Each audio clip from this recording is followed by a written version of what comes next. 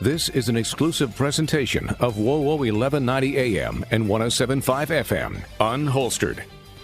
What an episode we have planned for you today. Good morning. Hopefully your weekend is going great. I am one of your hosts here on Unholstered. My name is Kayla Blakesley. Good morning, everyone. My name is Sophia Rosales-Scatina. I am a captain with the Fort Wayne Police Department, and welcome back to the show Unholstered. So obviously we know what Sophia does. I represent the local media side as I host a news talk radio program here in Northeast Indiana. And together we have joined forces to share and tell and talk about all the things that don't often get discussed when it comes to law enforcement.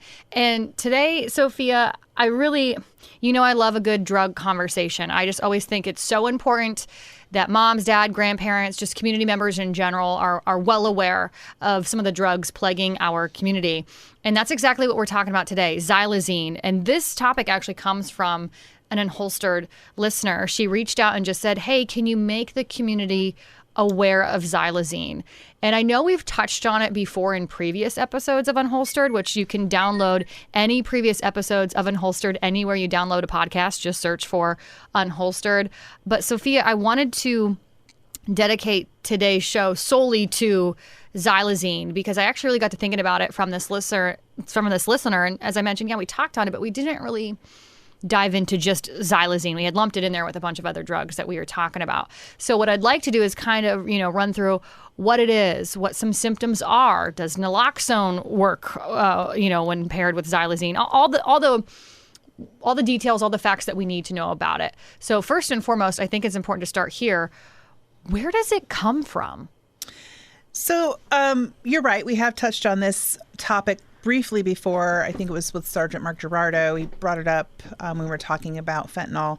And XYLAZINE is a newer drug, at least to this part of the country. We're seeing it sporadically, not a lot, just here and there. So when you say good. That, do you mean the Midwest or do you mean in Fort Wayne? In Fort Wayne. Okay. We've only seen it, a handful of times. So it's not something that's really big in our community. We're still real heavy into the fentanyl in our area here. But what is on the East Coast and what's on the West Coast comes to the middle eventually. So we probably will be seeing this drug, unfortunately, come to our area in the near future. So parents and caregivers and brothers and sisters and anyone who cares about people, we want to inform you about this. So XYLAZINE is originally a horse and cattle drug. It was originally approved in 1972 for veterinary use only. It has never been approved for use in humans. So it's kind of like in the form of like ketamine area. And ketamine's like a horse tranquilizer, it's like a right? horse tranquilizer, yes. So this is kind of like that. Yeah, it has anesthetic effects, zombie-like effects. It's also called the zombie drug because it just kind of tunes people out.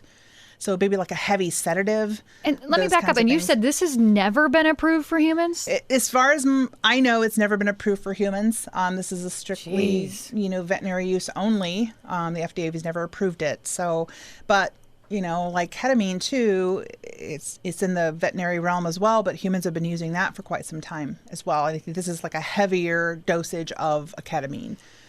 So it's not an opiate. But it has those same kind of effects that an opiate does, is that tranquilizer, sedation, kind of knock you out kind of thing. So is this easier to get your hands on than a fentanyl? Because I feel like fentanyl has really been the topic of conversation. Now we are seeing XYLAZINE pop up here and there. Is this replacing fentanyl, or what is this replacing, I guess? So I think it's just you're seeing it as another component into pills generally. From my understanding, it's not like you just pop a XYLAZINE pill. I think they're actually introducing the drug into other pills as well with the fentanyl. So when we do those kind of lab tests on the pills, it comes back with all these different markers of all these different ingredients to it. I think XYLAZINE has been thrown in with the fentanyl as if fentanyl isn't bad enough. So the one thing about XYLAZINE, though, is like it doesn't appear to have, or I should say, the effects of Narcan on XYLAZINE exposure is not good. So it does not bring you back because it's not an opiate.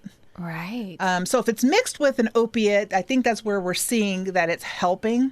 But if it's just XYLAZINE straight, there's no Narcan. There's actually nothing that will bring you back. So you're done. You're done if you overdose on that. Wow. When do you feel like you started seeing it or hearing about it pop up within our listening area?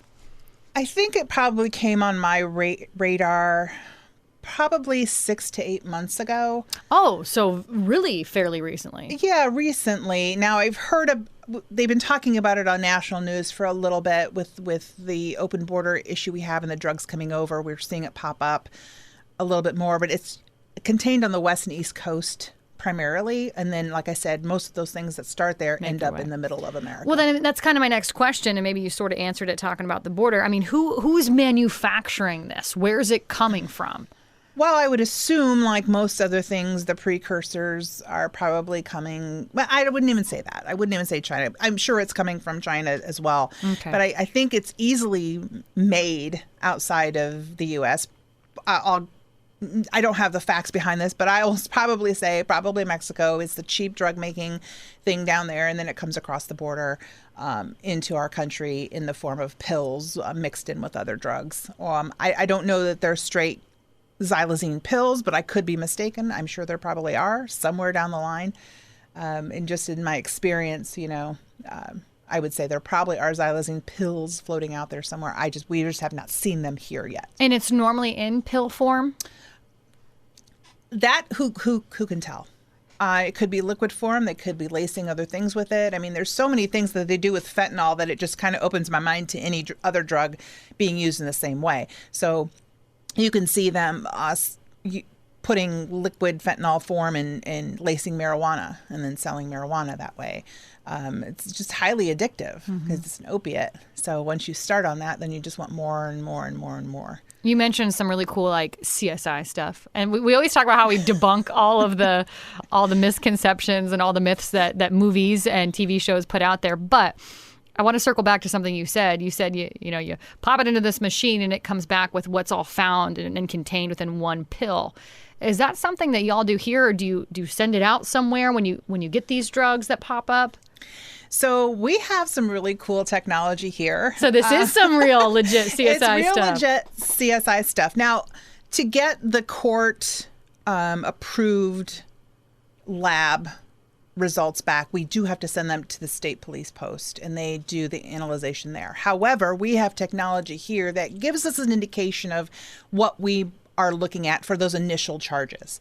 So we can take this to our Vice Narcotics division, and we have this really cool machinery that you put this kind of pill and you kind of laser it. And it tells you what the chemical components are. It doesn't tell you the amounts of what is in there, but it gives you like an indication of what's in that pill. That's so cool. So someone could take a pill and put it in there, and it could be a legit prescription pill. Or it could be something that's made up to look like a prescription pill, but it has other components in there that are not in a prescription pill. So that way we know, is this an illegal pill or is this a legitimate pill just maybe not being used properly? So that's when we hear this a lot. We think in a scenario someone's doing meth, but then they've died from a fentanyl OD. And that's simply because what they were taking was probably had fentanyl in gotcha. it. And they thought it was, or so what generally happens and where we get a lot of these ODs, especially with these kids with the one time that they've used, is they're seeking other pills like an Adderall or a Xanax or something like that. They're not thinking that this pill is a counterfeit pill made up of pure fentanyl. That's not what they're thinking it is, because it's made to look just like the pill that they're seeking.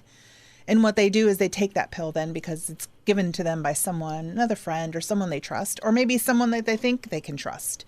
And it turns out to be something that it's not. And then that's when the OD happens. And hopefully you're around someone who has Narcan or someone that will call the 911 for you, hopefully. But a lot of times we're seeing that sometimes these kids are alone when they do this. And well, in the case of xylazine, right? Even if they were near someone, let's say with naloxone or whatnot, that's not going to work. It's not going to work on the xylazine. So let's talk a little bit more then about these symptoms and really dive into that. I know you mentioned it kind of has this zombie effect, but what other symptoms might someone, I'm calling them symptoms, I don't know what else to call them, effects, I guess I don't really know what to call it, but what other kind of effects does it have on humans? Well, there's some severe effects that it can have on humans. And when they call this a zombie drug, it's not only because it puts you in that anesthetic state, but it also can have detrimental effects on your limbs. Like people have lost limbs by the use of xylazine. What? So it looks, if you like research pictures and you look up pictures of xylazine use, you can see it almost like eats away at your extremities. And they're like sores and they just kind of grow and they just eat. So people have lost limbs with the use of this. There's just no reason why a human being should be taking this, period. And it's kind of scary, because there's so many things out there, flesh-eating things and that kind of stuff, just normally. Yeah, you ain't kidding about the zombie effect. Jeez, you literally this like zombie effect. I guess I feel like too. I think about almost putting you to sleep, like drooling. And when I think zombie effect, that's kind of what I think. Does it have the capabilities to do those things too? Yeah, so it's basically like a really heavy dose of sedative, and you just get knocked out. The problem is when we take these kind of drugs, they settle us too much, and we stop breathing, and then our heart stops. That's the effects of an overdose of these kinds of things. It's the sedative type qualities to these drugs. So is it similar to fentanyl in the moment of you can take it one time and it kill you, or is this long-term usage? I guess it would depend on the amount that you're given, and if it's coming from someone who isn't really measuring the amount, they're just haphazardly throwing stuff in stuff. Yeah. Then who's to know? And who's to know what my level of good point of that is? Are you used to taking sedatives? Are you used to taking opiates? Are you used to this kind of effect on your body from other drugs you've taken? Or is this your first time taking something like this? That's another reason. That's another way we have all this overdose issue is, what is your threshold to the drug? And everyone's is different, so no one could tell. So back to the naloxone, I do think, because I don't want it to come across like we are discouraging people to not administer naloxone in a case of absolutely not. Some kind of drug was taken. So sure, it might not work necessary for xylazine, but xylazine, in what you're telling me, is usually taken. It's a component in some other form of drug. So you still would want to administer. At times. You'll do no harm administering Narcan. Okay. You'll do no harm. And even if you did, you're covered by the Good Samaritan laws that we have here in Indiana. So, and what are those? I don't know if people are aware. Yeah. So if you are actually legitimately trying to help someone, like through CPR, administering naloxone, save a kid in a hot car, anything like that, you're covered by Good Samaritan laws that then protect you from criminal prosecution if the person ends up dying, and then you're like, well, when you were doing CPR, you punctured a rib and it struck something that killed. You tried to help someone, and we understand that as members of the law community, and you're not going to be prosecuted for that. If you're doing it for the right reasons, right? I mean, right, of course. Don't go like trying to save someone. You don't know how to performing a tracheotomy when you don't know how to do that because you saw it on TV. Let's hope that doesn't happen. Yeah, so things like that. But legitimately, like CPR, administering Narcan, those kinds of things, you're covered. Do we see that often, this Good Samaritan use of naloxone specifically? There is an increase, and I'm happy to report a good increase of many, many people carrying naloxone just because you just never know. I carry it with me all the time. I have one in my purse, and I have one in my backpack. I have one in my. Now you got to be careful. You keep one in your vest too, don't you? Yeah, in my police vest. Yes. So you got to be careful though, because it is heat sensitive. So you can't leave it in your car all summer long and then expect it to work. Now you can keep it in there. The effects of it might not be like it was, but use it anyway. It's better than nothing because maybe it's okay. It depends. Well, this is a dumb question, but does it expire? It does expire. Oh, okay. So not a dumb question. But if you still have it and it's expired and that's all you have, use it anyway. Yeah. I mean, like I said, you're going to do no harm with that. If it doesn't work, it's not going to kill you because it's expired. In the potency, and that's just on their end to say, hey, we do have an expiration on this, but I have found sometimes that things still work past the expiration date. I mean, I still drink milk You and me both, its girlfriend. You don't want to expiration know what I do with food that should be thrown away. Yes, I just have to smell it first. If it smells okay, then I'm like, using it's only 2 days old. It'll be just fine. Yes, it'll be fine. So what would you, I guess, encourage someone, let's say you are with someone, you don't have Narcan on you, you don't know what they've taken, but clearly something's occurring here. What's your best advice to someone? Just immediately call 911? Call 911. Yes. Most of our officers do carry Narcan. We're usually within a few moments from you. So definitely do that first.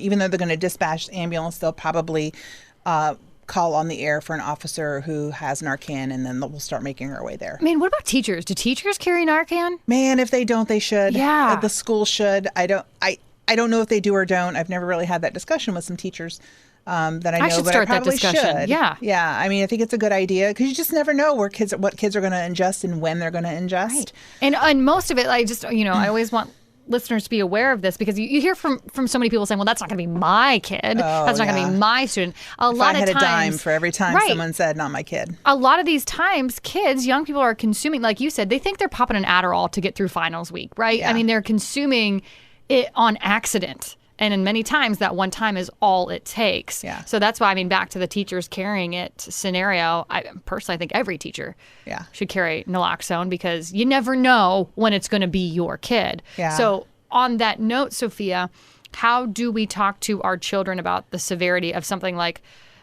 a fentanyl and a xylazine? I'm going to go back and how I talk to my kids about it. I just tell them.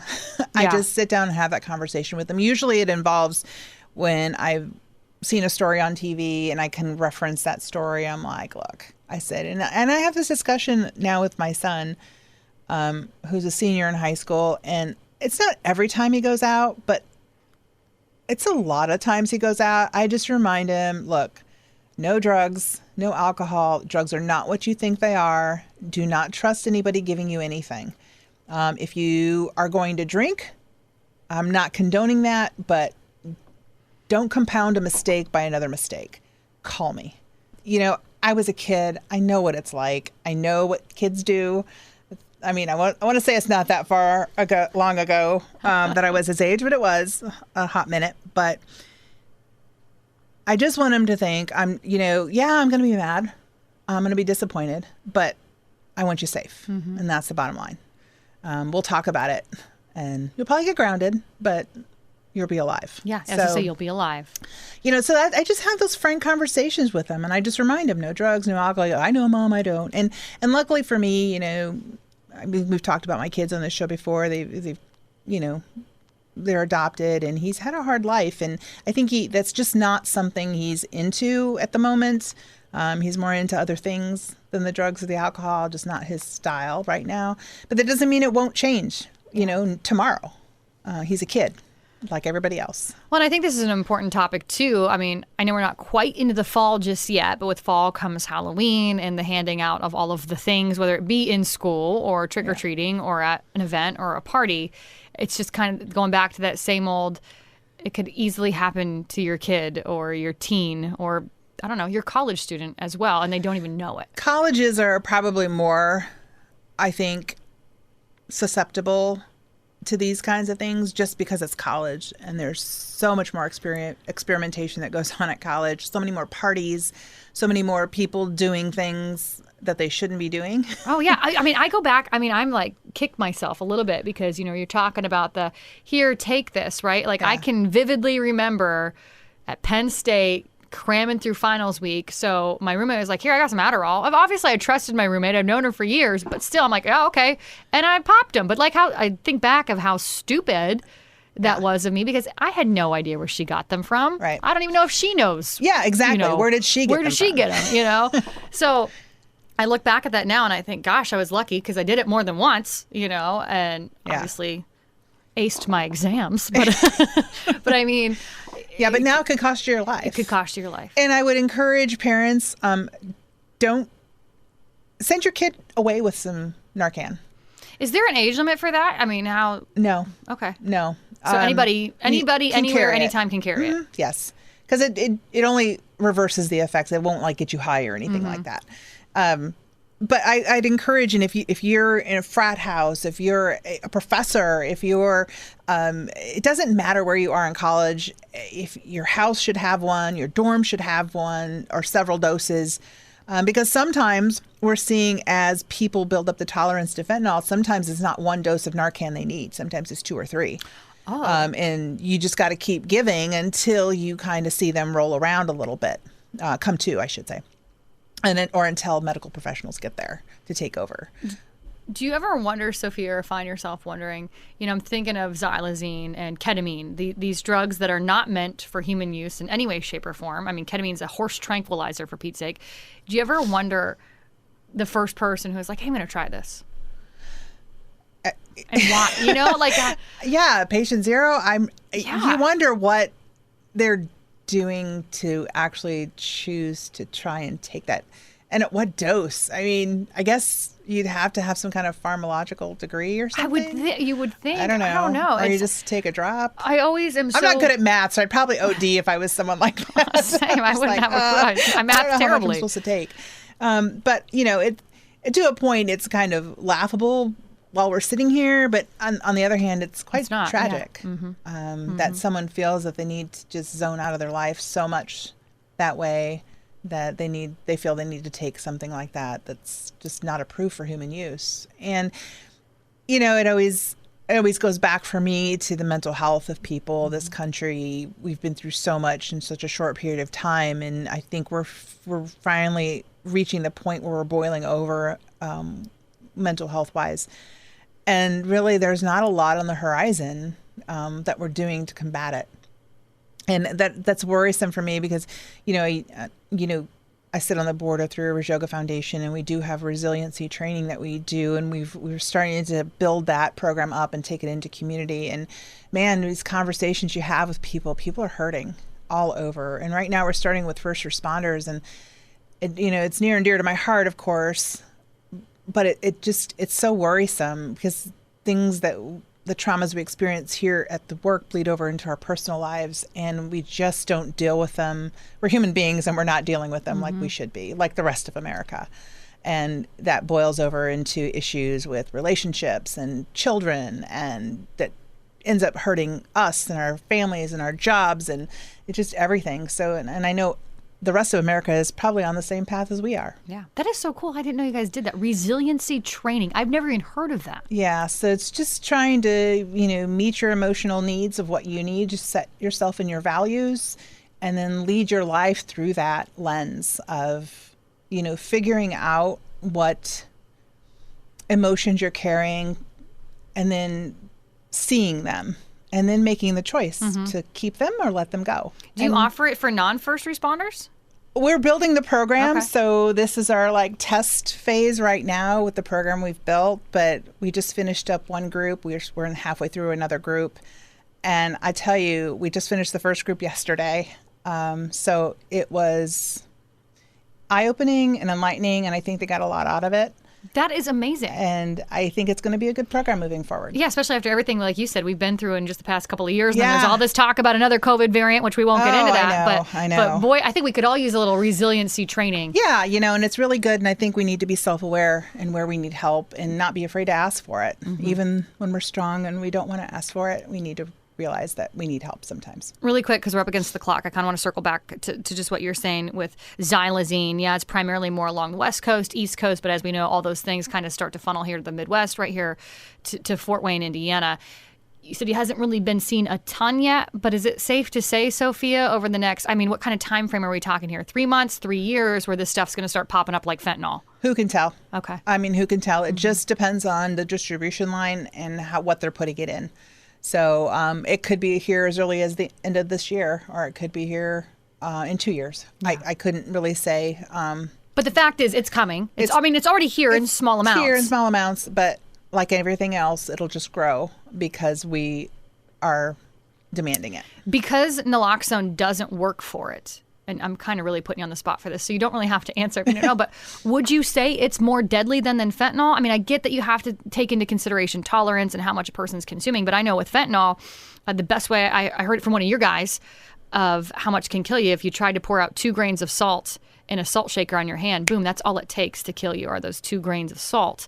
Are we talking like a similar, I don't know, amount with xylazine? Do we know? Well, because I don't know that per se, but I'll find that information out. Maybe we can bring back someone who's a little more well versed in the drug world to talk about xylazine. I'd just be curious if it's going to take over the fentanyl, and we're going to all of a sudden start hearing about these xylazine ODs, because I feel like left and right we're hearing about fentanyl ODs. Well, if Narcan can't bring you back, then obviously you're probably going to die if you OD on this unless you have immediate medical help, which most people won't because of when they're using and where they're using. And they're not going to, normally people don't call the police when they're ODing because they don't want to get in trouble for the drugs. So usually if we do see an OD that's called in, I would say we see probably 1 versus 3 who don't. Interesting. Just because people now have access to Narcan, they think, but you do need medical attention after the Narcan. You still need to see a doctor. And most people who do that don't. Yeah, that's the part that no one talks about, actually. Yeah. So that's a real problem. But I don't know the levels of the xylazine that you have to take. But if you cannot be revived with Narcan, then I would say, yes, it's probably more deadly. All right. It will be. Well, we're gonna leave the topic of drugs just for this week. But if you want to bring back someone who knows even more about it, I'm all for spreading awareness about it. You know that. Absolutely. It's just, I don't know, my own personal mission, I guess, if you will, to always talk about these things that are popping up. But next week, I want to go back to guns, yes, because here's why. I don't even know if our listeners are aware. There's some folks in Indianapolis, particularly the mayor, pushing this.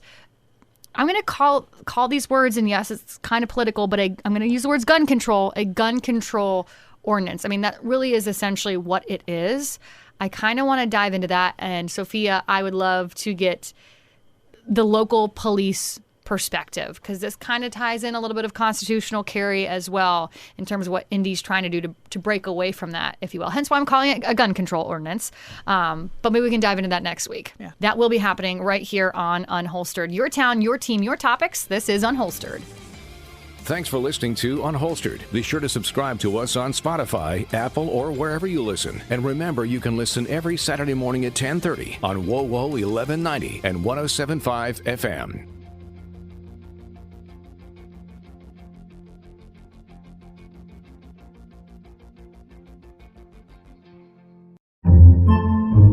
Podcasts by Federated Media.